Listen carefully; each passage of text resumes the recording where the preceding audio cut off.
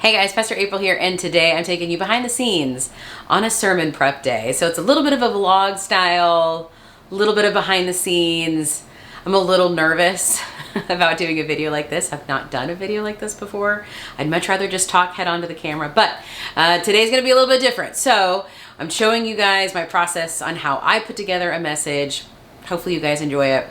But before I get into the main part of the message, I do want to ask that you guys please like and subscribe to my channel. I put out new videos on Thursday and they are faith-based. So if that interests you, hit the subscribe button and don't forget to ring that bell. Okay, in order to make this day successful, I gotta have a couple things. Thing number one, I'm sure you already know, I gotta have my coffee. It's very important. And not just that I have my coffee, but I have to have my coffee in a fun mug. I am a big mug person. In fact, this is my favorite souvenir to get at any vacation we go on, is to get a cool mug, because then throughout the year, as I am drinking coffee out of it, it will take me back to that time and that vacation. And this particular mug, which is Darth Vader, takes me back to the very first Disney World trip that we took as a family back in 2016, I think. And the kids were super little. It was so much fun. And every time I drink out of Darth Vader, it reminds me of that trip. So I got a cool mug with coffee, very important. I also have regular water, because you've got to balance. You got to have balance. In fact, ice cold water with nugget ice. We got nugget ice maker a year ago and it has been a game changer. So water with nugget ice, very important. I also have to have a very cool, comfy sweatshirt. Can't be uncomfortable while I'm writing a sermon, and so I get bonus points if I can wear a cool sweatshirt that represents one of my favorite book series, and this one happens to represent one of my favorite book series. And so I've got my cool book sweatshirt on. So coffee, water, sweatshirt. As far as the actual writing, because all of this stuff of course is ancillary, I do everything on the computer. I do have Bibles and a concordance down here if I need to do some deep study, but most of the stuff that I do is on the computer screen. And so I'm gonna first show you my setup, which is, I think it's pretty fantastic. So, whoa. This is trippy. So I have two screens. Look at that. Oh, they're so big and wonderful. I love them. Here's the thing, could never on a laptop. Like, I don't know how people do deep work on a laptop, because I have to have one screen for the actual work and then I have to have another screen for the research. It's incredibly important. In fact, the two screens that I have here, those are probably the most important. I use a ton of other resources, but Canva is where I do all of the sermon preparation. Everyone, in fact, actually, I need to show you this part of it. Okay, let me show you this screen.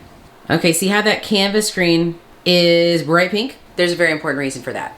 So I use Canva, again, for all of my sermon prep. There are some slides that the audience sees, and there are some slides that only I see. The hot pink screens, those are just for yours truly. So I do write out every single word that I say in the message, and there's a couple reasons for that. Reason number one, as a bivocational pastor, I don't have time to memorize and go over and do a lot of practices. In fact, I have no time. Today is Saturday. So I do write out every word because I don't want to miss anything. When you've got 20 minutes to deliver a message, you have to make sure that you have all of the parts and pieces in there, and just ad-libbing or just speaking off the cuff, well, that doesn't really do it for me. I want to make sure that I am saying exactly what needs to be said, or what I think needs to be said. And the best way to do that is to write everything out. And so hot pink, for me, the other darker blue slides, that is what we put on the slideshow for the audience. And so that's trick number one. Canva is where we do all of the presentations. And then a lot of times when I am researching a particular topic, I will, of course, use Google. It's my favorite. And Open Bible, I think, is one of my favorite websites for doing that research. And so if I want to research a topic like, what does the Bible say about a deceitful heart? Open Bible will have a bunch of scriptures that sort of talk about a deceitful heart. And that allows me then to kind of get a rough idea of where to go, and then I can study the message and the rest of the text and to see how it all fits together. And so these are probably my two most used websites when I'm doing sermon prep. Am I missing any tool? Oh, my last tool. Because it's such deep work, I like to work in sprints. And so I will, wherever my phone is at, here it is. I will set a timer for 20 minutes usually, and I will just write for 20 minutes. Just get it down on paper. And then I will stop, and I will typically take a 10-minute walk break. If the weather's nice, which is not, it is not today, I would go outside and do a little walk. But since it's not nice, we go downstairs to the gym. So that's what we're gonna do. We're gonna work for 20 minutes, and then we're gonna go walk for 20 minutes. Okay, the timer, she's ready. But before I hit start and get to writing, I do want to give you guys a little bit of background of like the actual process of like crafting the message. First of all, I like to work in a series. A series just helps wrap my brain around what we're going to talk about. And so having an idea of what the month is going to look like helps me craft each individual week. The series that we're doing for February is The Bible Doesn't Say That. And the way it sort of morphed into is sort of weird misconceptions that we have as Christians somewhat in the back of our mind. So like last week, the Bible doesn't say that emotions are horrible. And we talked about, what emotions are, and essentially, spoiler on the sermon, they're the check engine light of our soul. And so they're just a good indication that something is up and we need to take it to God. It's not something we should base life decisions on, of course. We shouldn't just act recklessly on an emotion that pops into our head, but we also shouldn't shove that emotion into a closet. So that's sort of the bent of this month's series. Today, I'm trying to craft the idea around the Bible doesn't say that your life is going to be better. We're going to have to dive a little bit into this misconception we have that faith, in our modern 2025 American churches sort of leads to prosperity. Let me just say, I don't think that God is anti-prosperity, but I 100% don't believe in the name it, claim it, grab it, blab it, whatever. No, God is not a genie. But I do sort of want to address what happens when, as Christians, life isn't better. And anyway, so as you can tell, I'm still formulating all of the parts and pieces. And so it's gonna be an all-day process, gang. We're gonna be here all day. I will cut this into 15 minutes of your day, but I will be here all day. So that's the series. And next month, I actually have the whole year planned out. Next month is Stress Less, Finding Peace and Hope in Chaos. April, of course, is Easter. And then May, I've got At the Movies. And I'm actually really excited about this one because I'm going to take popular movies. I don't know which movies I'm going to use yet, but I'm going to take popular movies and I'm going to pull out the Christian theme from it. So I'm kind of excited how that one's going to go. Anyway, that's how I work. I work in a series. The other reason why I do that is for marketing, and I need to get better about that, but that's another video and another day. That's how the series comes together. I guess all that's left is to hit start and get to writing. Actually, that's not all. Where's my brain at? So a big part of the reason why I also work with series is it allows me to figure out what the message is. And I don't mean like what I'm going to talk about, but I mean like what's the application? Like what do I want them to walk away with? So like with this sermon on, life isn't better as a Christian, what I want them to walk away from is you don't serve God because you're going to get things. You serve God because he's God. And having that firmly established. Oh, and I remember the two stories I'm going to use. I'm going to talk about when Peter gets let out of the prison and when Paul does not get let out of the prison, and just the juxtaposition of the two. Because I do think that sometimes we're hyper focused on just comparing what our life and our life situations are with others. And when our life doesn't look as good as other people's, we start to doubt the goodness of God. And I think it's all subconscious, and I think it's some of that is a little bit subliminal with, the social media. But what I want them to walk away from at the end of this message, because it's so important, and it really pisses me off that pastors say a message without providing the application. Like you get 20 minutes at best with your congregation on a Sunday.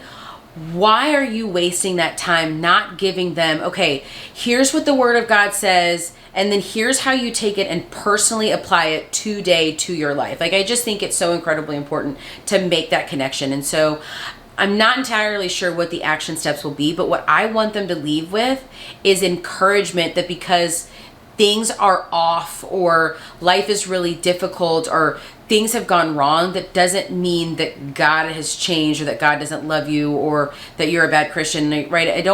I want them to have that assurance to push through, that your circumstances don't indicate who your God is or how your faith is doing. I'm still sort of mushing around with that, but that is, beginning with the end in mind is so incredibly important when you're trying to craft a message, because you want to make sure that your members know, like, the most important thing that they can get out of the day is X. And so that's why I always try to, at the end of my sermons, or the conclusion of my sermon is typically, okay, here's the words, here's the story, now let's apply it, or here's the problem, here's the biblical truth. Okay, now how do you apply it? Like that application part is so incredibly important. So today's is still a little fuzzy. Like I know what I want them to feel. So the words will hopefully come. The words will hopefully come today. Okay, you also might be wondering about prayer, because I haven't talked about that yet. So I might do things completely different, and honestly I might do things completely wrong, but I pray throughout the process. And so while I will pray before, just a quick prayer, really just to start my day, it's throughout the sermon writing process that I'll pray. In fact, I have my iPad handy.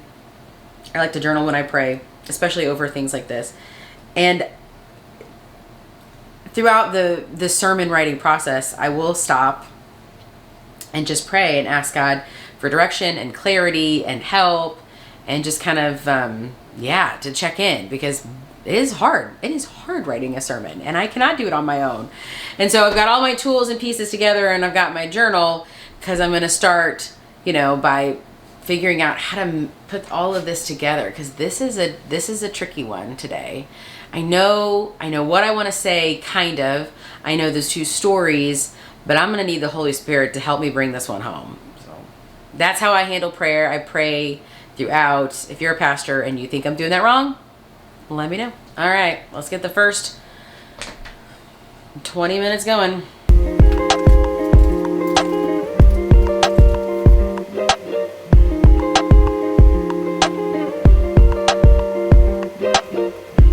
All right, first 20 minutes are done. I'm gonna go take my little 10-minute walk break. I got 5 slides knocked out. That's okay for a 20-minute sprint, I think. Normally when I do a sermon, they're about 30 slides long. So I don't know the math. Is it a sixth of the way there? Math is hard. That was the first 20 minutes. So I get to go walk and then come back here for 20 minutes. Okay, round 2. All right, got a little off track because I had a church meeting that I had to go to. So it is now 5:14. I have a third of the sermon written. So we're starting round 3. Okay, it's 7:55. I have 22 slides. I need 8 more. And this is probably the hardest part, because I'm transitioning from the stories of Peter and Paul, and I'm trying to make the argument and the application piece. So it's 7:55. I think it's probably going to take me 2 hours. I think it'll be 10 by the time I wrap all this up. All right. This is a late one. It's 10:48. Took me a little bit longer. I am nervous. I'm not sure I love the ending, but it's done.